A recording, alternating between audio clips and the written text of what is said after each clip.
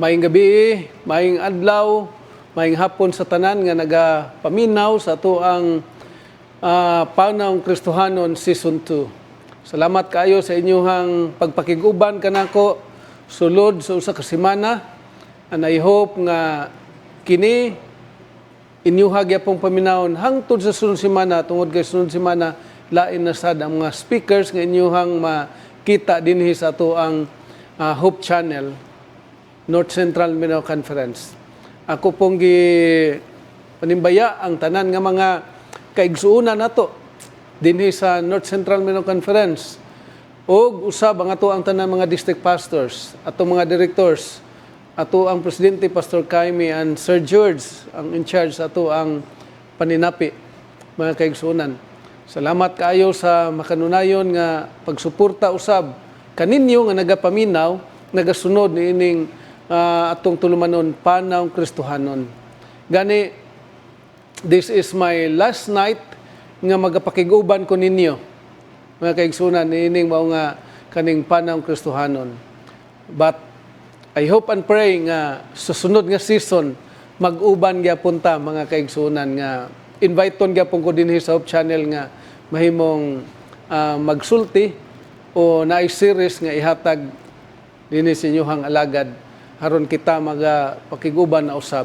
Ako pong panimbaya ang ako ang sawas si Lilet, si Keisha, si Kyra, ug ako ang apo mga kaigsuunan si Andrew Jas.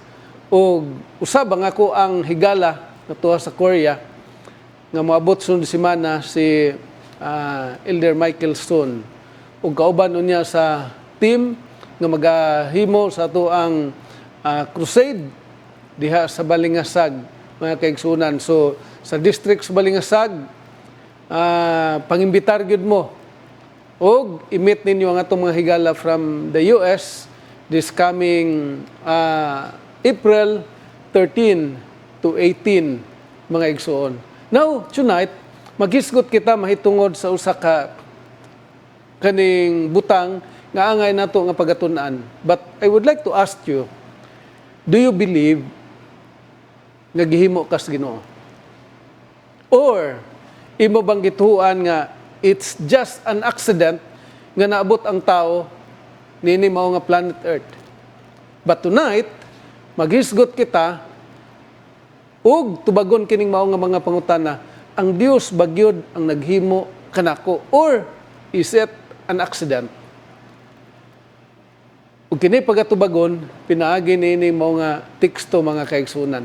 In Exodus 31 verse 13, "Verily my Sabbaths you shall keep, for it is a sign between me and you throughout your generations, that you may know that I am the Lord that doth sanctify you." In Exodus 31:13. Gani mga kaigsuunan, kita nagkinabuhi sa kalibutan nga daghan kay nga mga hulga ilabi na sa pulong sa Ginoo as if it were only ink on paper. Nga ink naman nagpapil, dili naman na siya ang ayan nga tumanon. Nga something nga ato lang basahon, but it's not necessary to obey. But I tell you the truth, mga kaigsuunan, nga kini siya importante kayo nga ato ang pagatun-an. Ug kining mao nga kamaturan mao nga the Sabbath is more than ink and paper. Mas labaw niining mao nga gisulat mga kaigsuunan ang adlaw ipapahulay. Mao na nga ang pulong sa Ginoo is more than ink and paper. It is life. That is why ingon si Jesus, "My word is alive." Ang iyang pulong kinabuhi. And it is power and also it is relationship. Mga kaigsuunan, relasyon nimo sa Ginoo kining iyang mga pulong. You know, as I said that this word is a love letter from God to us, mga kaigsuunan. That is why kinahanglan nato nga hatagan og importansya. If you love your God, who created you, mga kaigsuunan.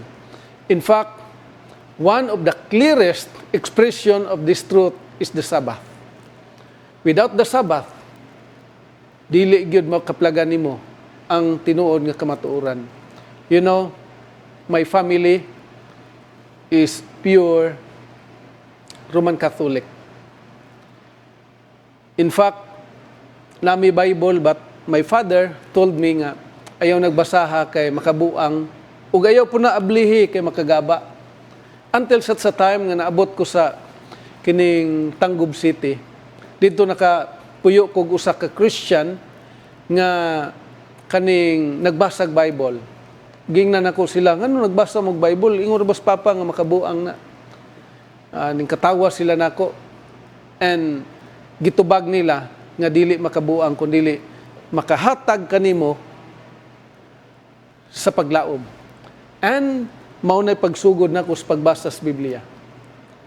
After my high school, naabot ko Iligan. Pag-abot na ko sa Iligan, nag-share ko sa ako ang natun-an may tungod sa Bible. But I found out there is something lacking in my study before. And I discover nga naa di ay adlaw igpapahulay. Ug ang adlaw igpapahulay mao di ni ang pinakamaayo o pag-express nato may tungod sa kamatuoran mga kaigsuonan. Because the Sabbath is not just written in stone tablets mga kaigsuonan dito sa Mount Sinai. It is written in the heart to those who love God. Do you know that? Nga gisulat dinhi sa ato mga kasing-kasing niadtong nahigugma ngadto kaniya. In fact, naay mga punto nga ato ang makuha gikanini. Una, the Sabbath was established at creation. What? Really?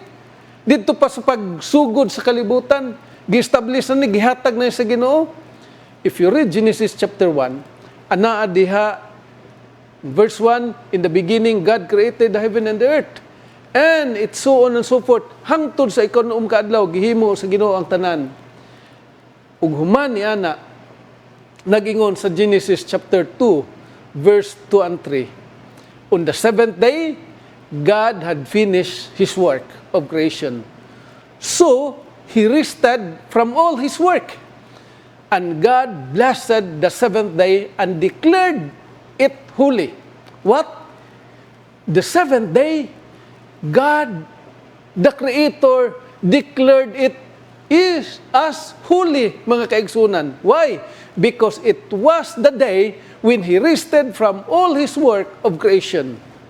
Ang Diyos diay nagpahulay niya na, nagpanalangin niya na, nagbalaan niya na sa ikapitong adlaw. Sa wala pa ang sala, wa pa makasala sa danog sa iba. Wa pa ta makasala mga kaigsunan, wa pa ta nga tao. Ang Diyos nagpahulay na, nagbalaan ug nagpanalangin na niini. Wala pa niabot ang kalibutan o mga nasod. Ang Sabbath is already existed, mga kaigsunan. In fact, kini nagasulti sa matag usa kanato nga the Sabbath is not just for Jews. Dili lang sa mga Hudiyo kay moingon nang uban nga ang adlaw ipapahulay ila ra man sa mga Hudiyo tinuod biya mga kaigsunan na kaadto ko sa Israel, pag-abot dito sa Israel, pag sunset gyud sa Friday, pag sunset gyud ha, ang mga Jews nag-observe dayon sila before 3 o'clock pa, ilahan na ng isira ang ilahang mga establishment sa mga Jews. Then, pagkaadlaw yung ipapahulay, pahulay na yun na sila, they will go to synagogue, mga kaigsuunan. Diin dito sila magbasa sa Torah, mga igsuon. Ug ang uban, mga tao, naguna-una nga, Christian man ta, dili ta ngayon, iya lang na sa Jews. But I tell you, during the creation, wala pa biyay mga Jews. Wala pa Hudiyo, oy. Kanusa lang ko na sila na natukod ang mga Israelites. Panahon biya na ni Abraham, Isaac, then si Jacob, gilisan ang iyang ngalan og Israel, and nahimo sila, gihinganlan sila nga nasod sa Israel, mga kaigsuunan.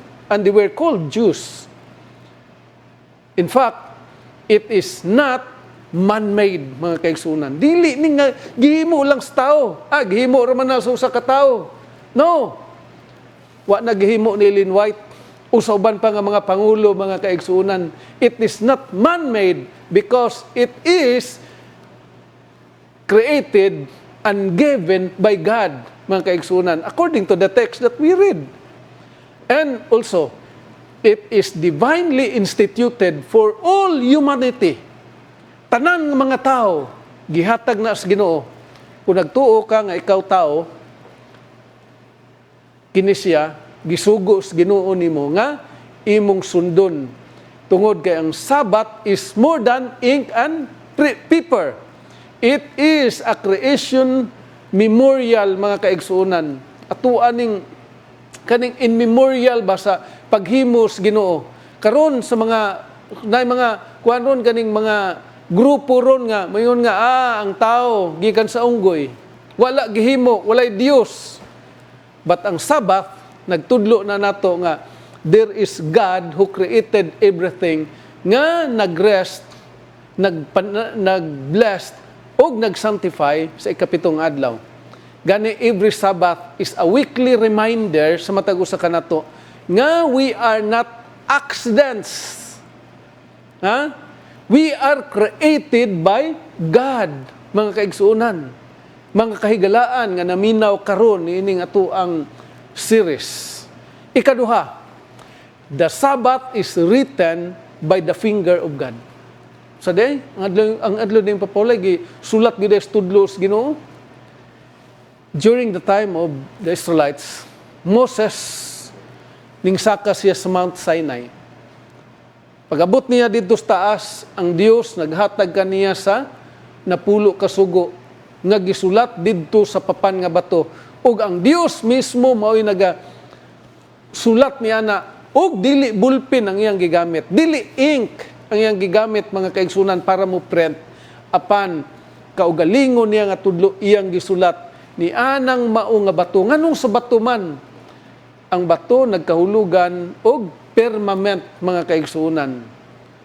Gani atong basahon nagingon diha sa verse 8. Remember to observe the Sabbath day to keep it holy. You have 6 days each week for your ordinary work, but the 7th day is a Sabbath day of rest dedicated to the Lord your God. On that day, no one in your household may do any work. This include you, your sons and daughters, your male and female servants, your livestock, and any foreigners living among you.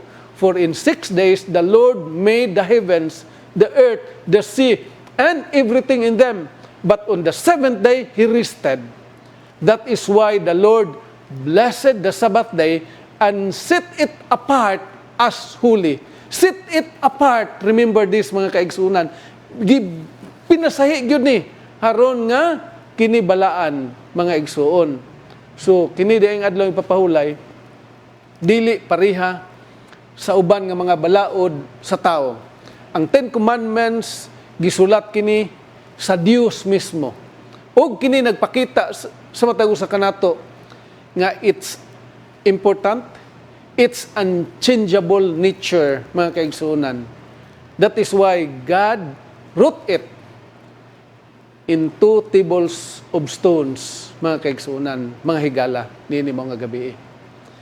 In fact, ang tao nagsulay nga usabon ni.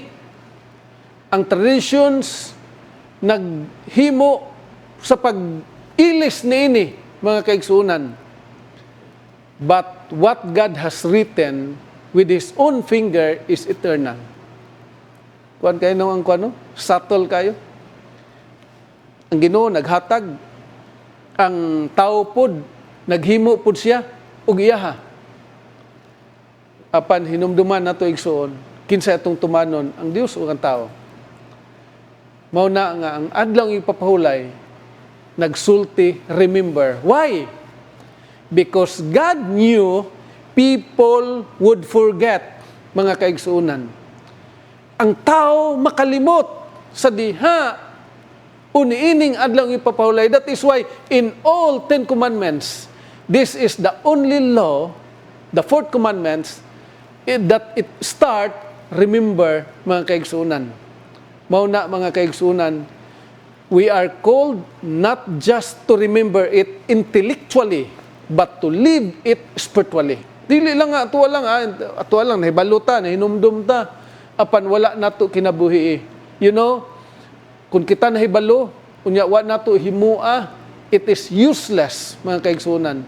It must be, we must be, live on it, mga kaigsunan, mga kahigalaan. Ikatulo, the Sabbath is a sign of God's people. Wow! Ang adlang bapahulay, ilhanan dahil ni, nga ikaw iyang katawhan.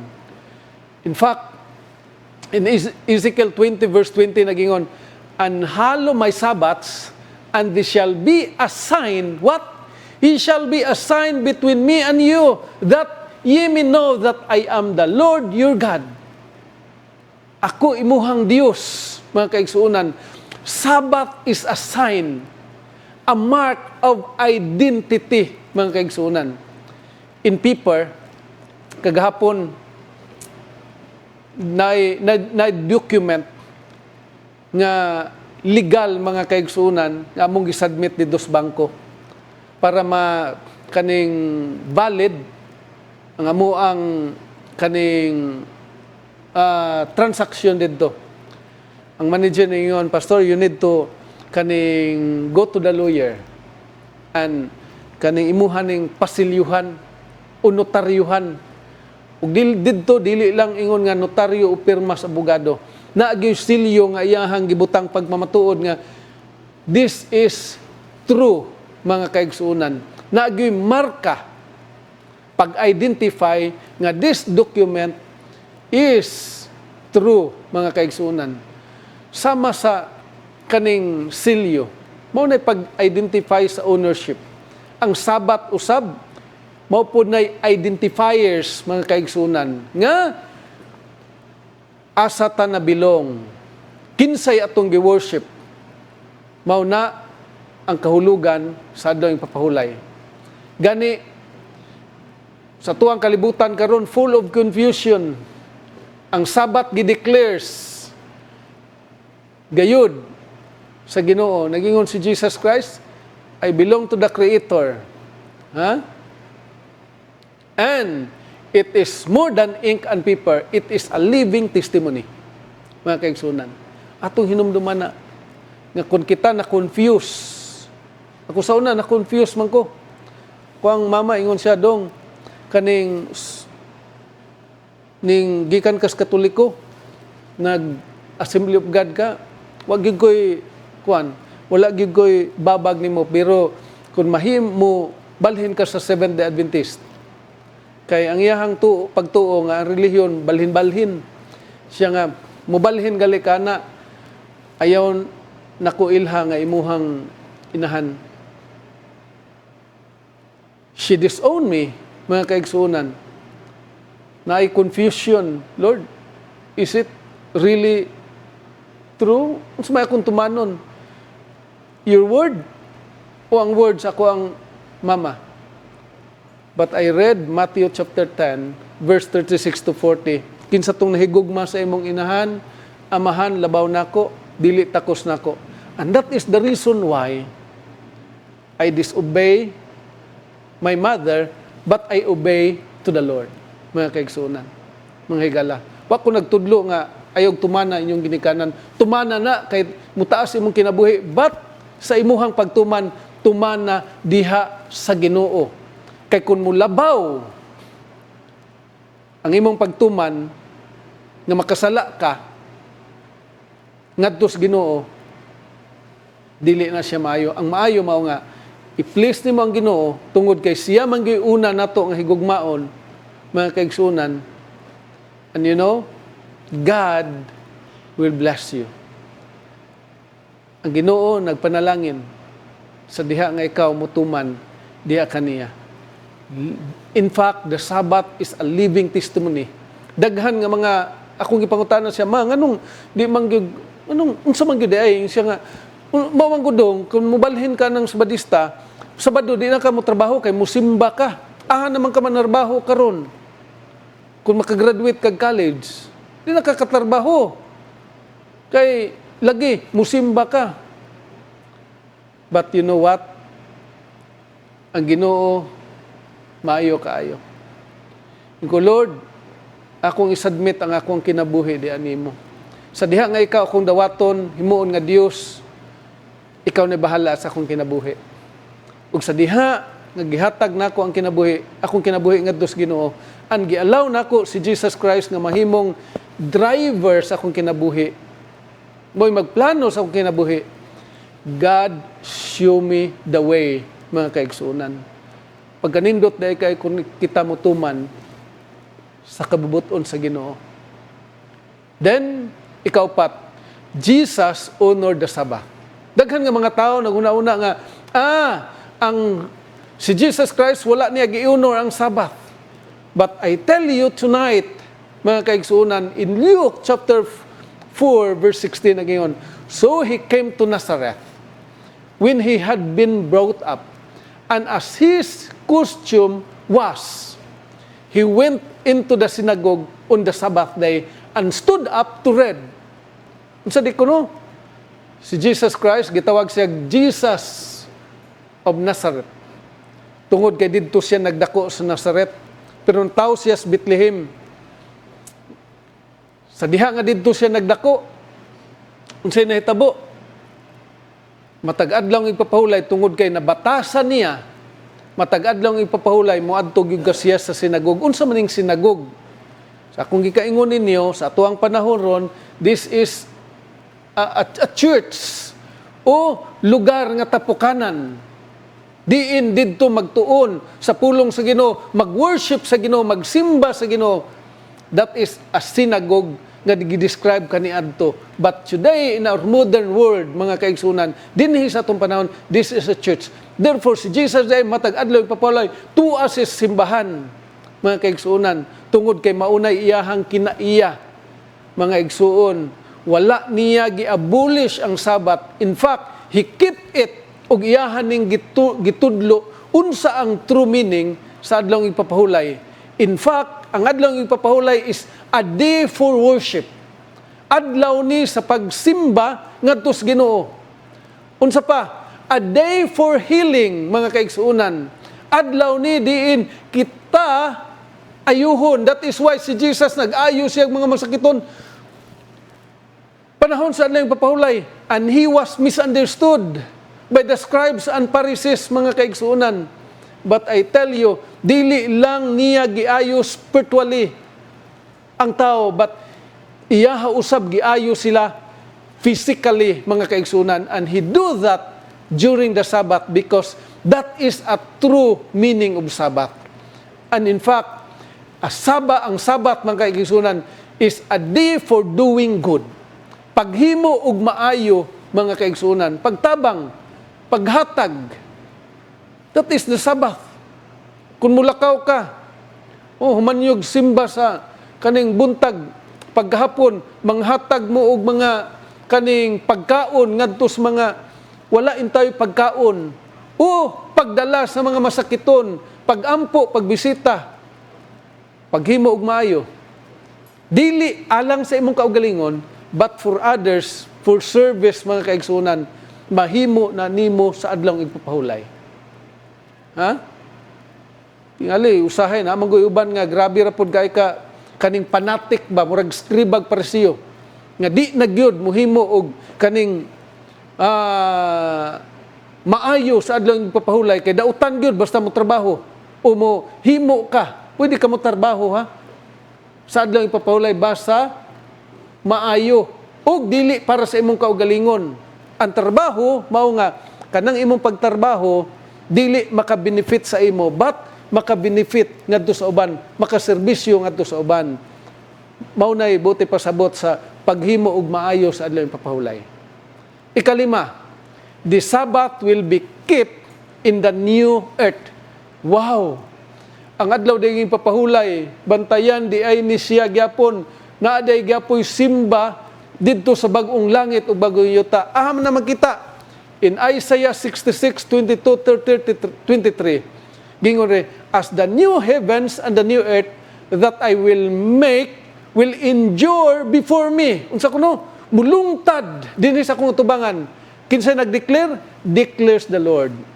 So will your name and descendants endure from one new moon to another, and from one Sabbath to another. All mankind will come and bow down before me. Kinsay ingon? Says the Lord. Dili ako, mga kaigsunan. When? Matag-adlaw ipapahulay. Kanang new moon to another, mga kaigsunan. Dili nga every new moon ta mosimba. Ang bulan manggod kaniadto mao nay ilang gibantayan para nga mahimo ma-identify nila kining subang ang bulan usa na ka bulan, mga igsuon. Mao na ilahang kuan kining bantayanan pag-change nila sa mga bulan kaniadto. Then every adlaw igpapahulay, every 7th day of the week, mga kaigsunan, ikapito nga adlaw sa semana, mao na ang adlaw igpapahulay, adlaw sa pagsimba, diin mo adto sila sa sinagog, mga kaigsunan. Ug kini pagabantayan gyapon didto sa bag-ong langit ug bag-ong yuta. Gani kining atong pagsimba sa Ginoo dinhi sa yuta, matag adlaw igpapahulay. This is a practice for reality, mga kaigsunan. Practice naman ni ato dinhi. Ang kamatuoran ani nga pagsimba didto man gyud sa bag-ong langit ug bag-ong yuta, didto man gisaad sa Ginoo nga puloy-anan nga eternity, mga kaigsunan, mga higala. Usa sa akong friend, miadto siya sa London, but before that, ang iyang asawa kay nurse man ning una didto sa laing nasod. Pag-abot didto, sige sila communicate. Then one day, sa akong pagbisita sa ako ang amigo, nagkaon siya og kining dili rice, kundi katong oats, katupong kaning pagkaon nga, kuha na to ba, mga pasta, ko nga badi. Anong, kana di na kamukha og rice dahil dali? Yun siya nga, badi, akong gipraktisan ang pagkaon didto sa lugar nga diin kumuadto. Kay 6 months from now, moapas ko sa kuwang wife. Gingnan ko sa kong asawa nga, mag-practice kag pagkaon dinhi kay para nga di ka mabag-uhan. Kay nigabot dinhi na ay rice perting mahala. Mao na nga, mao man ni pagkaon dire, mao na himua nga pagkaon. Iyahang gipraktisan. Pag-abot niya dito, istorya mi, ingon ko, badi, kumusta man? Siya, wa nagyug ko mabaguhi, kaya ang ilang pagkaon rin, gianad na nako ang akong tiyan, pagkaon, diha pa ko sa Pilipinas. Gani ako, pag-adto na ko sa kaning Australia, nga nakadto mi just for 1 week, pero timpaita nga walay kanon, kanang magkaon ra ka og kaning bread gani, ug kaning mga pasta, mauro man na ilaha. Kung nga, stilan, paita ning wagid ta maanad, may gyud ning mag-practice ka kay maglain gyud imuhang tiyan, mga kaigsunan. Babaguhan ang imuhang tiyan sa diha nga magkaon ka sa dili natural nimo o kasagaran nimo nga kinan-an o pagkaon. Igsuon higala, kining atong pagbantay sa adlaw papahulay, mauni siya ang practice nato didto sa langit. Kay kun wa ta naanad og adlaw nga ikapito ug simba dire Sabado dinhi, naanad taglaing adlaw, Domingo bakha o Lunes bakha, pag-abot sa langit Domingo gyapon ta mo simba, mayon ni Ginoo di maron pag simba. Mao na nga ang adlaw papahulay gihimo ni Ginoo para nga kita maanad nga pag-abot sa langit nato magsimba gyapon ta niya panahon sa adlaw papahulay. Gani the Sabbath nag-exist ni siya at creation, mga kaigsunan. Dili ni nga karon lang ni. Uniadto lang ning 1844, no. O 1848, no. The Sabbath existed at creation, mga kaigsunan. Og kini usab nag-exist today, mga kaigsunan, mga higala nga nagtan-aw karon. And it will exist in eternity. Sa walay katapusan, mga kaigsunan, tungod kay kini, giandam ka nato alang sa eternity, mga kaigsunan. That is why the Sabbath is not outdated. It is everlasting, mga igsuon. Then, number 6, the Sabbath is more than ink and paper. Labaw pa ni siya sa ink and paper. In fact, the word must be experienced. Ang iyahang mga pulong kinahanglan ato aning ma-experiensyahan. And the truth must be lived out. Kinahanglan kining kamatuoran ato apod ning kinabuhian. Kay mao man ning kamatuoran, mga igsoon. Abi ninyo, di gyud pwede nga dili ni nako istulti ninyo kay this is the truth. Mga igsoon. Either you accept it or you reject it. Ikaw ray manubag ngadto sa Ginoo. And also, faith must be demonstrated. Imong pagtuo, imuha gyud nang i-demonstrar. In fact, many people say, I believe the Bible. But belief without obedience is empty, mga kaigsuunan. The Sabbath teaches us that God's Word must be experienced. God's Word, the Sabbath teach us that the truth must be lived out. The Sabbath teach us that faith must be demonstrated, mga kaigsuunan. Dili nga mulabay lang ni sa atuang pikas dalunggan, atuang himuon ng eksperyensya. Abi ninyo, mga kaigsuunan, daghan kay nga mga instances. Usa ko ang kinabuhi, changes akong kinabuhi sa diha nga nagbantay ko sa adlaw papahulay. Wala ko pasagdis Ginoo, wala ko papasmo, mga kaigsuunan. Ug wala sad ko niya biyae sa diha nga gibiyaan ko sa ako ang pamilya nga wala ning tuo sa adlaw papahulay. In fact, the Sabbath is a time to rest from labor, mga kaigsunan. Kining adlaw papahulay mao ni ang makaresta gikan sa atong pagtrabaho. A time to reconnect with God. Kay sa tibok semana sa unom ka adlaw trabaho ta, di man nato kaning na-disconnect sometimes ta tungkol sa tuang pagpanarbaho. But this time, we will reconnect. I-reconnect nato pag-usab ang ato ang connection ngadto sa Ginoo because ang ato ang connection is very important ngadto sa Ginoo, mga kaigsunan. And also the Sabbath is a time to strengthen family and faith. Paglig-on ni sa atuang panimalay ug sa atuang pagtuo. Una nga kuyog, sawa, mga kabataan, panahon sa adlaw igpapahulay. Because it is not just a command ang adlaw igpapahulay. It is a relationship appointment with God, mga kaigsunan. What? The Sabbath is not just a command. It is a relationship appointment with God. Tungod kay ang Ginoo mismo ang nakig-appoint nini. Nga gusto siya makighimamat kanimo panahon sa adlaw papahulay. In conclusion, the Sabbath is a gift from creation, mga kaigsunan. Remember that. The Sabbath is a command written by God, and the Sabbath is a sign of His people, my dear brethren. And the Sabbath is a practice of Jesus. And a Sabbath is a promise for eternity. That is why, beloved brethren, the Sabbath is a holy experience, a sacred relationship, a living sign, mga kaigsuunan. Mauni ang adlaw igpapahulay.